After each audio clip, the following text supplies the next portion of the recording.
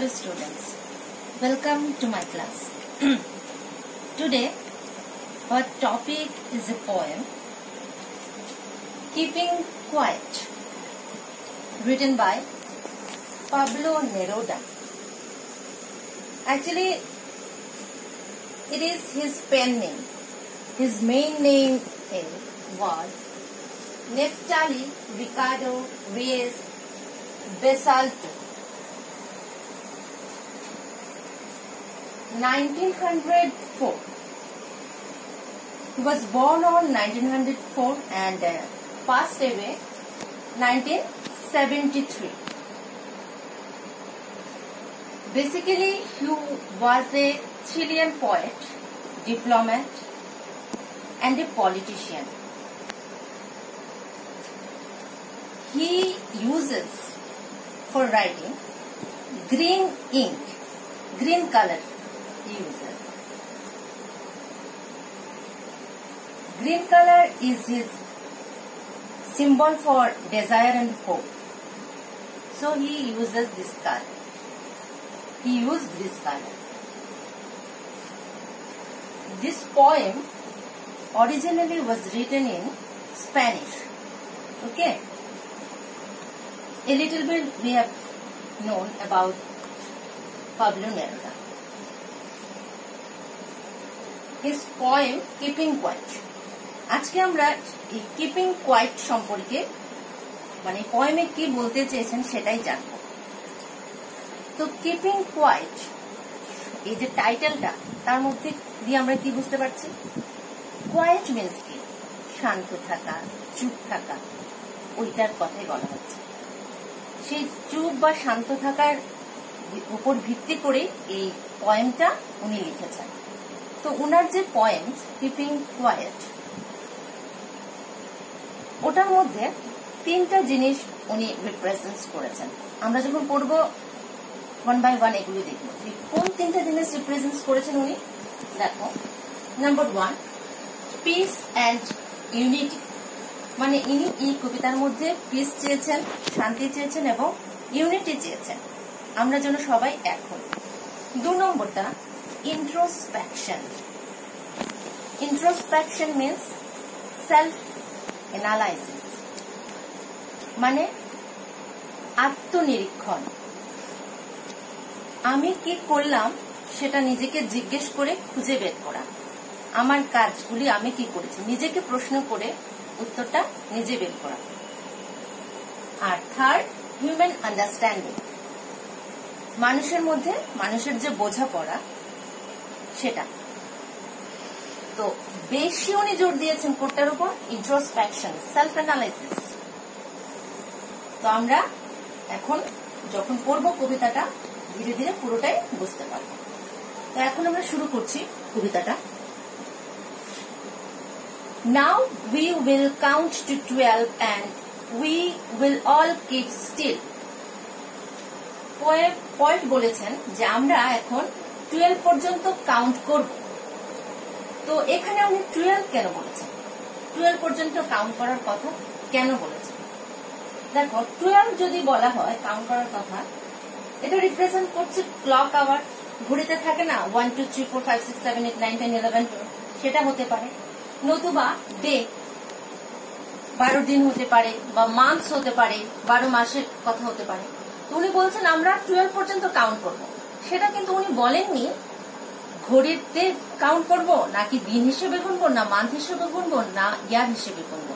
উনি এটা আমাদের উপর ছেড়ে দিয়েছেন যে 12 পর্যন্ত আমরা কতটুকু কাউন্ট করব, আমরা যেন বুঝে নিই কতটুকু কাউন্ট করব।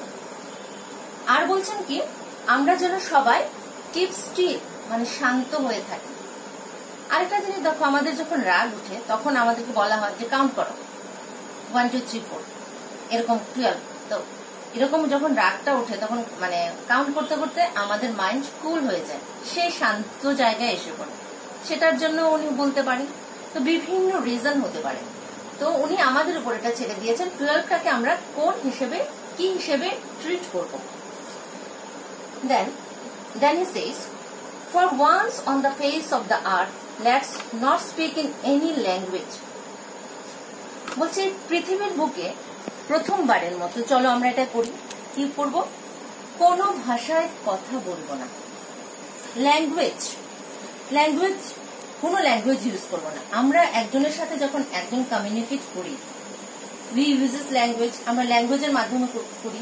যে কোনো ল্যাঙ্গুয়েজ, যে কোনো ভাষার মাধ্যমে করি, সেটা যে কোনো ভাষা হতে পারে। দেখো, আবার সাইন ল্যাঙ্গুয়েজ হতে পারে, মানে ভার্বাল এন্ড নন ভার্বাল, যে কোনো ভাষায় আমরা কথা বলতে পারি, ইশারায় কথা বলতে পারি।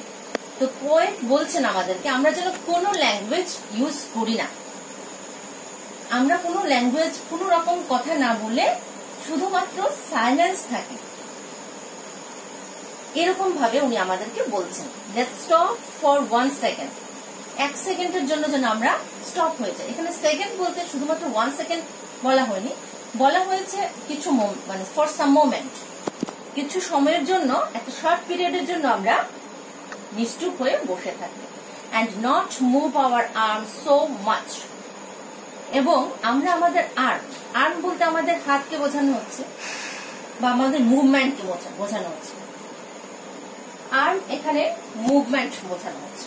তো আমরা যেন কোনো মুভমেন্ট না করি। বা আরেকটা জিনিস হতে পারে ওয়েপন, আমরা যেন কোনো অস্ত্র না ওঠাই, কোনো রকমের মুভমেন্ট, এমনিতে হাত পা নাড়া অথবা অস্ত্র উঠিয়ে কোনো মুভমেন্ট করা, কোনো ধরনের যেন মুভমেন্ট আমরা না করি। উইদাউট রাশ, কোনো রকম রাশ থাকবে না। উইদাউট ইঞ্জিনস মানে গাড়ি চলছে, ট্রেন চলছে, এরোপ্লেন চলছে, কোন রকমের কাজ যেন আমরা করতে না পারি। কোন রকম ইঞ্জিন কাজ করবো না, মানে ইঞ্জিন চালাবো না, ক্র্যাশ এগুলো যেন না হয়। We would all be together in a sudden strangeness. আমরা সবাই টুগেদার মানে একসাথে হব, ইউনাইটেড হব ইন এ সাডেন স্ট্রেঞ্জনেস। এখানে স্ট্রেঞ্জনেস কি রিপ্রেজেন্ট করছে? Peace and tranquillity. কারণ যেহেতু এটা কখনো হয়নি আগে, কখনো আমরা এই সারা বিশ্বটাকে, বিশ্বের মানুষকে উনি বলছেন কেউ কখনো চুপ থাকেনি। চুপ থাকার কথা উনি বলছেন, একটু থেমে যাওয়ার জন্য বলছেন, সেটা কখনো হয়নি। এজন্য বলেছেন এটা একটা স্ট্রেঞ্জ ব্যাপার। এরকম একটা ট্র্যাঙ্কুইলিটি, পিসের মধ্যে আমাদেরকে উনি থাকতে আহ্বান করছেন। তারপরে কি? Then he says, fisherman in the cold sea would not harm wealth. আমরা যখন এরকম সবাই চুপচাপ বসে থাকবো, কোনো কাজ করব না, তখন ফিশারম্যান কি করবে? সমুদ্রেতে কোনো ওয়েল মানে তিমি, কোনো তিমি মাছকে হার্ম করবে না, ক্ষতি করবে না, মানে শিকার করবে না। এখানে দেখো আমাদের পোয়েট দুইটা জিনিস ইউজ করেছেন, ফিশারম্যান এন্ড ওয়েল। ফিশারম্যান দিয়ে উনি বোঝাতে চেয়েছেন পাওয়ারফুল, যারা সোসাইটিতে পাওয়ারফুল আছে তাদের কথা। ওয়েলস দিয়ে মানে যারা মানে সেই সি ক্রিয়েচার, যাদের একটু ক্ষমতাটা কম, তাদের দুটো দিক উনি রিপ্রেজেন্ট করেছেন। ফিশারম্যান দিয়ে পাওয়ারফুল মানুষকে রিপ্রেজেন্ট করেছেন, ওয়েল দিয়ে সি ক্রিয়েচার কে বা একটু কম পাওয়ারের যাদের আছে তাদেরকে রিপ্রেজেন্ট করেছেন। তাহলে দেখা যাচ্ছে কি, এরকম যখন আমরা চুপচাপ থাকবো, তাহলে যারা পাওয়ারফুল মানুষ আছে তারা অন্যদেরকে হার্ম করবে না। And the man gathering salt would look at his hard hands. আর যে মানুষ সল্ট গ্যাদারিং, সমুদ্রের তীরে সল্ট গ্যাদারিং করছে, মানে কাজ করছে, যে সারাক্ষণ তো সে কাজ সল্ট গ্যাদারিং করছে, মানে সেটা দিয়ে মানুষের কাজ করার কথা রিপ্রেজেন্ট করছে। আমরা যে সমস্ত মানুষ কাজ করছি, তারা যদি একটু সময়ের জন্য চুপচাপ বসে থাকে, তাহলে কি করবে? সে তার নিজের হাতকে সে কোনো ক্ষতি করবে না।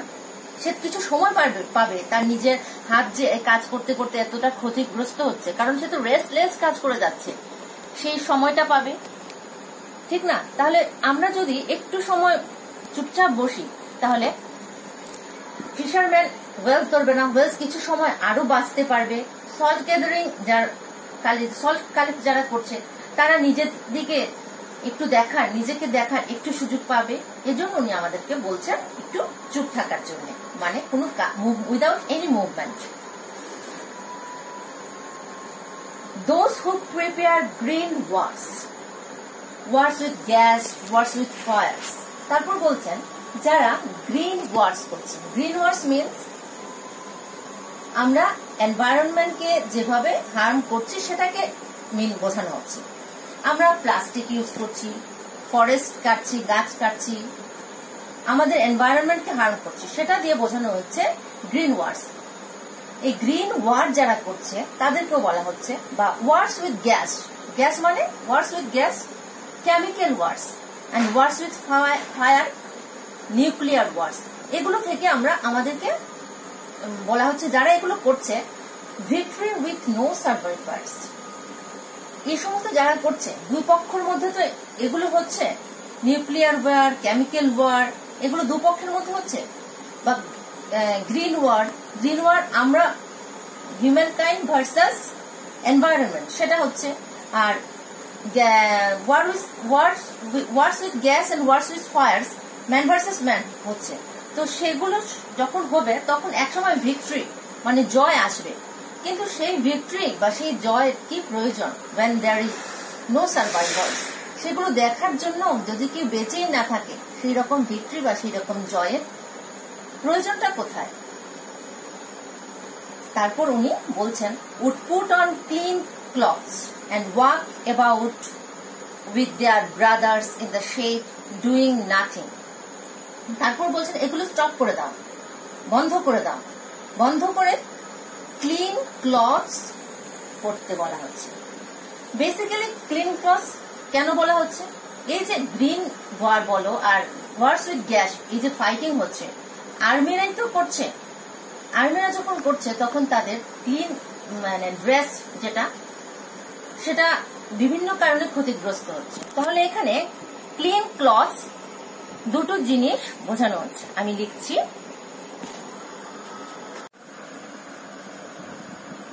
বলছেন যে আমাদেরকে আর্মিদেরকে বলছেন ক্লিন ক্লথস পরার জন্য। ক্লিন ক্লথস রিপ্রেজেন্ট, দেখো বোঝানো হচ্ছে একটা হচ্ছে নিউ বিগিনিং, আরেকটা clothes that stained with মাড blood. যেহেতু যুদ্ধ হচ্ছে, যুদ্ধ হলে পোশাকে কাদামাটি বা ব্লাড লাগবে, তো সেটাকে ছেড়ে, সেই কাপড়টা ছেড়ে নতুন কাপড় পরার জন্য। আর যখন আমরা নতুন কাপড় পরবো তখনই একটা নিউ বিগিনিং মানে নতুন একটা মানে শুভ সূচনা হবে, নতুন একটা সূচনা হবে। তো clean clothes represents two things. আর এটা কি করছে? দ্যাট ক্লিনস আওয়ার সোল, আমাদের যে আত্মাটাকে সেটাকেও ক্লিন করে নিচ্ছি। তো এই হচ্ছে ক্লিন ক্লথের মিনিং। তো এরকম একটা নতুন নিউ বিগিনিং এ আমরা walk about with their brothers, বলছেন যাদের সাথে যুদ্ধ হয়েছিল তাদের সাথে হাঁটার কথা বলা হচ্ছে, একসাথে চলার কথা। ইন দ্য শেড, ছায়ার মধ্যে, এন্ড ডুইং নাথিং, আর কিচ্ছু করতে বারণ করা হচ্ছে। Then the poet says on, what I want should not be confused with total inactivity. এতক্ষণ উনি যা বলছেন, কোনো কিছু করবে না, কোনো কিছু করবে না, চুপচাপ শান্ত হয়ে থাকবে, সেটাকে উনি আরেকটু ক্লিয়ারিফাই করে বলছেন যে আমি এই যে এই কথাগুলো এতক্ষণ বললাম সেটাকে আমি কনফিউজ করতে চাইছি না, আমি চাইছি না total inactivity.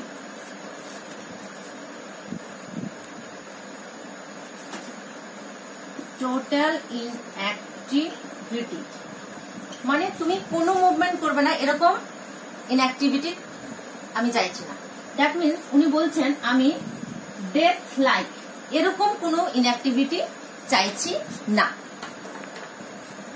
Life is what it is about.